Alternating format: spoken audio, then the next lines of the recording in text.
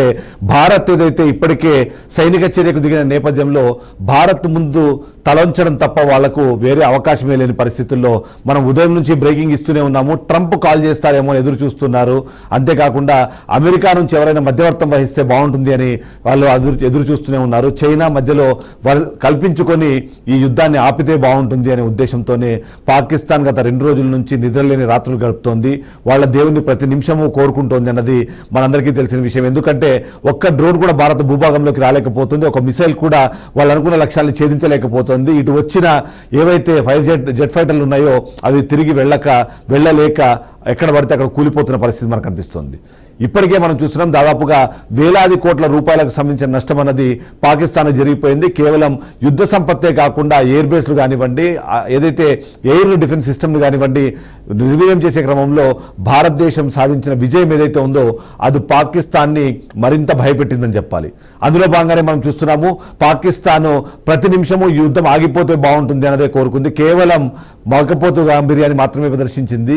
భారత్ని ఏమాత్రం ఎదుర్కోలేని డ్రోన్లను మిసైళ్లను భారత్ మీదకి పంపించడం ద్వారా ఒక ప్రయత్నం అయితే చేసింది, కానీ అది జరిగే అవకాశం లేదు అన్నది, భారత్ని భయపెట్టే పరిస్థితి లేదు అన్న విషయం పాకిస్తాన్ కూడా అర్థమైంది. కాబట్టి ఏదైతే మనం ఊహించినట్టుగా ఇదే జరిగింది. ఎందుకంటే ఊహించినట్టుగానే ఎందుకంటున్నామంటే మొదటి నుంచి వాళ్ళు కాళ్ల బేరానికి వస్తారు అన్నది మనం ఊహించిందే, కానీ అమెరికా మధ్యవర్తం వహించి ఈ యుద్ధాన్ని ఆపుతుంది లేదా ఈ యుద్ధ సన్నద్ధతను ఆపుతుంది అనేది మాత్రం ఎవరు ఊహించలేదు. ఎందుకంటే మొదటి నుంచి కూడా మనం చూస్తున్నాము డొనాల్డ్ ట్రంప్ కానివ్వండి, వాన్స్ కానివ్వండి మొదటి నుంచి ఒకటే మాట చెప్తున్నారు, భారత్తోనే మేము ఉంటాము, ఉగ్రవాదానికి వ్యతిరేకంగా పోరాడుతున్న భారత్కే మా సపోర్ట్ అంటూ చెప్పడం కానివ్వండి, రష్యా అన్నది నిజంగా అవసరమైతే ప్రసన్న యుద్ధంలో కూడా జరగడానికి సిద్ధంగా ఉందని చెప్పిన వ్యాఖ్యలు ఉన్నాయో అది పాకిస్తాన్ని కలవరపరిచింది, భయపెట్టింది, ఇవాళ ఇలా కాళ్లబేరానికి రావడానికి కారణంగా మారింది.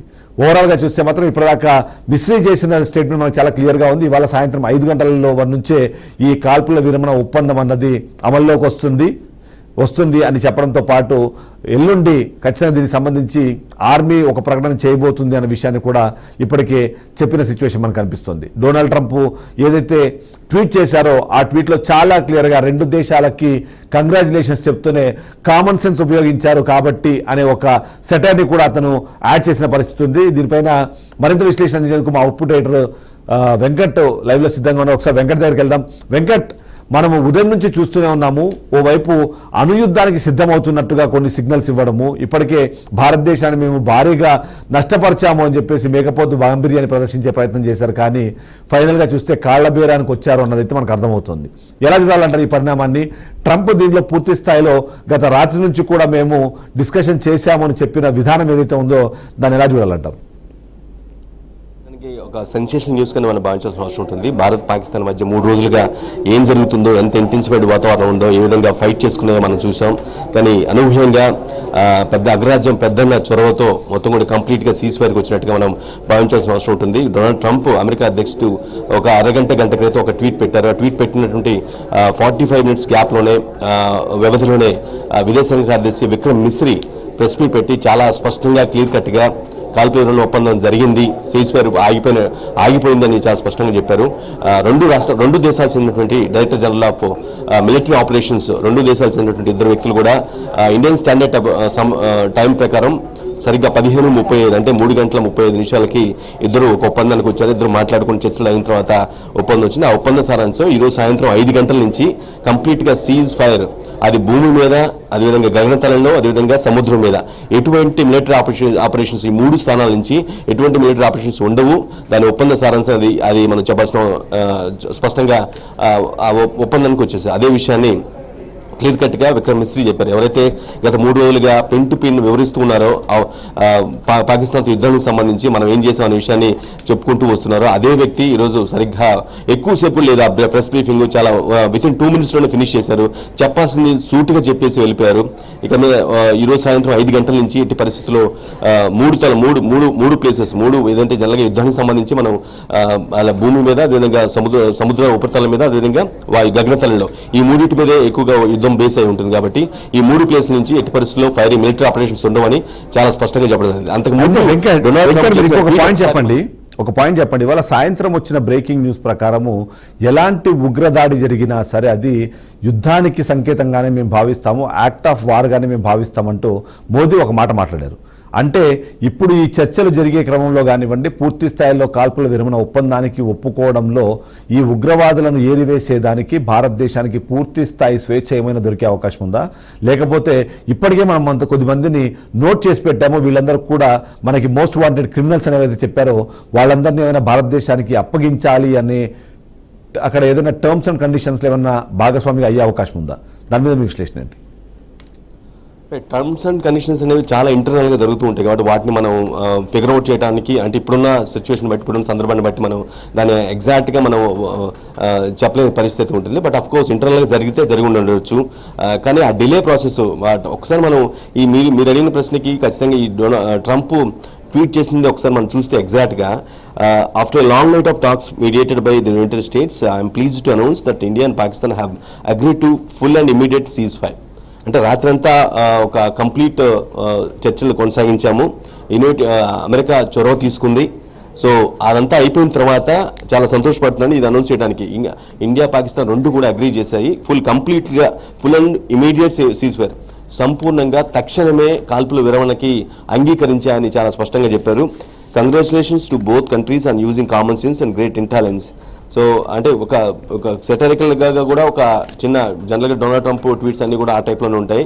సో ఇటువంటి సమయంలో సహజ బుద్ధిని మీకున్నటువంటి తెలివితేటలను ఉపయోగించుకున్నారు అన్నట్టు ఒక దాని కూడా thank you for your attention to this matter. అంటే రాత్రి మొత్తం చర్చలు కొనసాగాయి. ఇప్పటికీ అంటే ఇప్పుడు ఈ స్టేట్మెంట్ ఇప్పుడు వచ్చిందని అంటే ఆ గ్యాప్లో ఎన్ని పరిణామాలు చోటు చేసుకున్నాయి, ఎన్ని చర్చలు సాగాయి, ఏ విధంగా ఆలోచించి ఉండాలి అంటే ఇన్ఫర్మేషన్ కొంత ఉన్నప్పుడు కూడా అంటే మేబీ పొద్దున్న జరిగినటువంటి 3 సమావేశాలు జరిగాయి మనం చూసే ఉంటాం. ఆ సమావేశాలు రాజ్నాథ్ సింగ్తో జరిగాయి. ఆ తర్వాత ప్రధాని మోదీతో అజిత్ దోవల్ భేటీ అవటం, ఆ తర్వాత ప్రధాని అధ్యక్షతన కీ లెవెల్ అందరు వ్యక్తులు కూడా అందరూ సిడిఎస్ కావచ్చు, లేదంటే రక్షణ శాఖ, హోంశాఖ, అదేవిధంగా జాతీయ భద్రతా సలహాదారు అజిత్ దోవల్, ఈ విధంగా అందరూ భేటీ అయ్యి అంటే అప్పటికే ఇన్ఫర్మేషన్ ఉందా, అమెరికా అప్పటికే డొనాల్డ్ ట్రంప్ అంటే అమెరికా మధ్యవర్తిత్వంతో మొత్తం కూడా ఎందుకు వచ్చిందా, ఆ మాటలు అంటే వాళ్ళ ఆదేశాల తర్వాతనే వాళ్ళ యొక్క సంప్రదింపుల తర్వాతనే ఈ చర్చలన్నీ జరిగాయనే ఒక ఆస్పెక్ట్ కూడా వస్తుంది. అఫ్కోర్స్ ఈ యుద్ధం ద్వారా అయితే కొంతమేరకు అంటే జరిగినటువంటి యుద్ధం ద్వారా అయితే ఉగ్రవాదుల మూలాల్ని మ్యాక్సిమం అంటే 100 దాకా అంటే ఎక్కడైతే పాకిస్తాన్ బేస్గా ఉన్నటువంటి 9 ఉగ్ర స్థావరాలు ఉన్నాయో వాటిని మొత్తం వైప్ అవుట్ చేశారు. అఫ్కోర్స్ పహల్గామ్ ఘటనల వల్ల 26 మంది ప్రాణాలు పోయినవి, అదైతే నో ఫ్యాక్ట్, అది మళ్ళీ వాటిని తీసుకురాలేము. కానీ దానికి ప్రతీకారంగా మున్ముందు జరగబోయే పాకిస్తాన్ బేస్డ్గా జరగబోయే ఉగ్రముఖులు ఎవరైతే ఉన్నారో అవి జరగకుండా ఉండేందుకు ఒక స్ట్రాంగ్ రిప్లై, బిఫిటింగ్ రిప్లై ఇచ్చారని చెప్పుకోవాలి. సమూలంగా అక్కడ ఉన్నటువంటి ఉగ్ర స్థావరాలు మొత్తం కూడా కంప్లీట్గా డెమోలిష్ చేశాం. సో ఇప్పుడు మేబీ ఇప్పుడు ఇద్దరు యునైటెడ్ స్టేట్స్ మధ్యవర్తిత్వంలో భారత్ పాకిస్తాన్ మధ్య జరిగినటువంటి కండిషన్స్ అంటే చర్చల్లో భాగంగా చాలా కండిషన్స్ ఖచ్చితంగా ఉండి ఉంటాయి. మున్ముందు అంటే క్రాస్ బోర్డర్ టెర్రరిజానికి అనువు లేకుండా అంటే ఎక్కువగా స్కోపు ఎక్కువగా వారిని గద్దించడానికి కానీ చివాట్లు పెట్టడానికి కానీ పాకిస్తాన్కే స్కోప్ ఉంటుంది. ఎందుకంటే యుఎస్ఏ ఖచ్చితంగా పాకిస్తాన్కే కొంత చివాట్లు పెట్టే పరిస్థితి ఉంటుంది. ఎందుకంటే ఎక్కడ చూసినా సరే అక్కడి నుంచి పాకిస్తాన్ బేస్గానే ఉగ్రవాదం అవుతుంది, అంటే పెట్టలేకపోతుంది. అట్ ది సేమ్ టైం మన భారత భూభాగంలోకి వచ్చేసి స్వీపర్ సెల్స్ ద్వారా కావచ్చు, లేదంటే జమ్మూ కాశ్మీర్లో ఎంట్రీ అయిపోయి సైనిక బలగాల మీద దాడులు చేయడం, లేదంటే అమాయకులు ప్రాణాలు తీయడం, లేదంటే దాడులు చేయడం, ఇదే ప్రాసెస్ దశాబ్దాలు కొనసాగుతుంది. ఆ విషయం అమెరికా కూడా తెలుసు. కాబట్టి ఈ సంప్రదింపుల్లో ఖచ్చితంగా పాకిస్తాన్కి ఎక్కువగా కొంత చివాట్లు పెట్టి మొత్తానికి అగ్రిమెంట్కి తీసుకొచ్చినట్టుగా అంటే ఇందులో ఇంకొక ఆస్పెక్ట్ కూడా ఉంది. ఖచ్చితంగా భారత్ని ఎదుర్కోలేమనే విషయం పాకిస్తాన్కి తెలుసు. కాబట్టి ఆల్మోస్ట్ హ్యాండ్సప్ అయ్యే స్టేజ్కి వచ్చిన నేపథ్యంలోనే అమెరికాతో ఖచ్చితంగా ఏదో ఒక విధంగా మాట్లాడుకొని విరమణ ఒప్పందానికి వస్తేనే మనకి చాలా పాజిటివ్గా ఉంటుందనే ఒక ఒప్పందానికి వచ్చిన తర్వాతనే ఇదంతా జరిగింది. అందుకే ఈజీగా యాక్సెప్ట్ చేశారు. అంటే ఒక రకంగా భావించాలి. పాకిస్తానే ప్రపోజ్ చేసిందా అని అనుమానం కూడా చాలా మంది ఉంది. ఎందుకంటే మీరు అన్నట్టుగా మొదటి నుంచి భారత్ని ధీటుగా ఎదుర్కొనేంత పరిస్థితి లేదు అన్న విషయానికి మనం 2-3 రోజుల్లో దాని సమాధానం చెప్పేసాం. అంతేకాకుండా ఇవాళ ఉదయం IMF నిధులు ఇవ్వడానికి కూడా కారణము ఈ నిధులకు సంబంధించిన ఇష్యూలో ఈ విరమణ ఒప్పందానికి సంబంధించిన పాయింట్ కూడా యాడ్ అయ్యింది అన్నది కూడా చాలా మందిలో అనుమానం ఉంది. ఎందుకంటే ప్రస్తుతం పాకిస్తాన్ పరిస్థితి చూస్తే అడుక్కుదినే సిచ్యువేషన్ ఉన్నప్పుడు యుద్ధానికి వెళ్ళడం కాదు కదా, వాళ్ళ ఇంట్లో వాళ్ళ దేశంలో ఉన్న వాళ్ళకి ఒక పూట భోజనం పెట్టడానికి కూడా లేని పరిస్థితి అయితే మనము గమనిస్తున్నాం. సో ఈ సందర్భంలో వేరే అవకాశం లేకనే కాళ్ల బేరానికి వెళ్ళింది అమెరికా దగ్గరకి. అందుకని ఇవాళ డీజీఎంఓ కూడా పాకిస్తాన్ నుంచి భారత్కి కాల్ వచ్చింది అన్నది మనకి సమాచారం అందుతున్న నేపథ్యంలో సో వాళ్లే ఈ మొత్తం ఇనిషియేటివ్ తీసుకున్నారు అన్నదైతే ఒక అనుమానం ఉంది. ఎలా విశ్లేషిస్తారు? ఖచ్చితంగా, ఎందుకంటే యుద్ధం మొదలైనప్పటి నుంచి అది కంప్లీట్ వార్ కాపోయినప్పటికీ కూడా పార్షియల్గా జరిగినా సరే, సరిహద్దులను టార్గెట్ చేసినా సరే నష్టపోయింది మాత్రం తీవ్రంగా నష్టపోయింది పాకిస్తాన్, నో డౌట్. అందులో అలా యాక్సెప్ట్ చేయాల్సిన ఎవరైనా సరే నోన్ ఫ్యాక్ట్, ప్రపంచ దేశాలు కూడా అదే అంగీకరిస్తాయి. సో ఈ నేపథ్యంలో ఖచ్చితంగా వాళ్ళకి వేరే ఆప్షన్ లేదు. మరింత ఎక్స్ట్రీమ్ లెవెల్కి వెళ్ళినా సరే నష్టపోయేది మనమే అనే విషయం తెలుసుకొని వాంటెడ్గానే కావాలి, వేరే స్కోప్ లేక వేరే గత్యంతరం లేక అమెరికా చెంత చేరి అంటే అమెరికాని ఏదో విధంగా వేడుకొని ఈ ఒప్పందాన్ని దక్కించుకున్నారనేది ఒక మాట అయితే చెప్పవచ్చు. ఎందుకంటే భారత్కి అవసరం సీజ్ ఫైర్ ఖచ్చితంగా చేయాల్సిన అవసరం అయితే లేదు. ఎటు చూసినా సరే పాకిస్తాన్కి ఆ నీడ్ ఉంది. ఎందుకంటే ఇప్పుడు అక్కడ యుద్ధ వాతావరణ నేపథ్యంలో యుద్ధ వాతావరణానికి ముందు కూడా పాకిస్తాన్ చాలా డౌన్ఫాల్లో ఉంది. ఈవెన్ చాలా ప్రాంతాల్లో దారుణమైన పరిస్థితులు, ఆర్థికంగా కూలిపోయినటువంటి పరిస్థితి, ఆ పాకిస్తాన్ ఆర్థిక స్థితి మొత్తం కూడా కూలిపోయిన పరిస్థితి వారి తర్వాత మరింత దారుణమైంది, అది తెలిసిన విషయం. సో ఐఎంఎఫ్ పెట్టుకున్నటువంటి ఒక వినతి ఏదైతే ఉందో, తమకు అప్పుగా డబ్బు కావాల్సినని ఏదైతే ఇంటర్నేషనల్ మానిటరీ ఫండ్కి అంతర్జాతీయ రెవెన్యూకి ఒక వినతి పెట్టుకుందో అది రావాలన్నా కూడా మేబీ ఈ చొరవతో దీనికి యాక్సెప్ట్ చేస్తేనే, విరమణ ఒప్పందానికి యాక్సెప్ట్ చేస్తేనే కాస్తో కూస్తో మనకి అది వస్తుంది, తర్వాత మనం సెటిల్డ్ అవుట్ అవ్వచ్చు అని దానికి కూడా ఫిక్స్ అయిన తర్వాతనే కొంత ఐఎంఎఫ్ నుంచి కూడా ఫండ్ రిలీజ్ అయింది అనేది ఒక మాట కూడా చెప్పుకోవచ్చు. ఎందుకంటే ఒకవేళ అది ప్రస్తుతం ఇమీడియట్గా ఆ ఫండ్ మొత్తం కూడా వాళ్ళకి వస్తేనే మళ్ళీ ఆ దేశ ఆర్థిక పరిస్థితి కాస్త దానివల్ల కంప్లీట్గా సెటిల్ అవుతారని కాదు, బట్ ఇప్పుడున్న సిచ్యువేషన్లో ఇప్పుడు చాలా డౌన్ఫాల్ చితికిపోయినట్టు పరిస్థితి కనిపిస్తుంది. కాబట్టి ఆ వచ్చిన నిధి ద్వారా కొంత మళ్ళీ కొంత ఒక లెవెల్కి ఒక నార్మల్ స్టేజ్ కన్నా రావడానికి అవకాశం ఉంటుంది. షూర్ షాట్ కాదు, ఎందుకంటే చాలా కంప్లీట్ డ్యామేజ్, పెద్ద డ్యామేజ్ జరిగింది. కాబట్టి ఒక నార్మల్ స్థాయి కన్నా రావాలంటే ఐఎంఎఫ్ ఇచ్చే ఫండ్ ద్వారా కూడా కొంత అది చాలా అవసరం. కాబట్టి అందులో భాగంగా కూడా కొంత దీనికి ఒప్పుకొని ఇలా సీజ్ ఫైర్కి కంప్లీట్గా అమెరికా చొరవతో భారత్తో లేదు సీజ్ ఫైర్ చేసేస్తాం, ఇంక ఇబ్బంది ఉండదు, మామూలుగా ఉండిపోతాం అనే ఒక రిక్వెస్ట్ పెట్టుకున్న తర్వాత ఇదంతా జరిగిందనే ఒపీనియన్ అయితే బలంగా వస్తూ ఉన్నాయి, వినిపిస్తూ ఉన్నాయి. రైట్, ఓవరాల్గా చూస్తే మాత్రం చాలా క్లియర్గా మనకు అర్థమవుతుంది, యుద్ధానికి బ్రేక్ పడ్డం కాదు, యుద్ధాన్ని ఆపడానికే పాకిస్తాను అడుక్కున్నది, వెళ్ళి రిక్వెస్ట్ చేసుకున్నది, అభ్యర్థించింది, సాగిల పడింది అనేది మనకు చాలా క్లియర్గా అర్థమవుతుంది. ఎందుకంటే ఓవైపు భారత్తో పోటీ పడే పరిస్థితి లేదు, ఐఎంఎఫ్ నుంచి నిధులు వస్తే కానీ దేశాన్ని నడిపే సిచ్యువేషన్ లేదు, అమెరికా అన్నది సపోర్ట్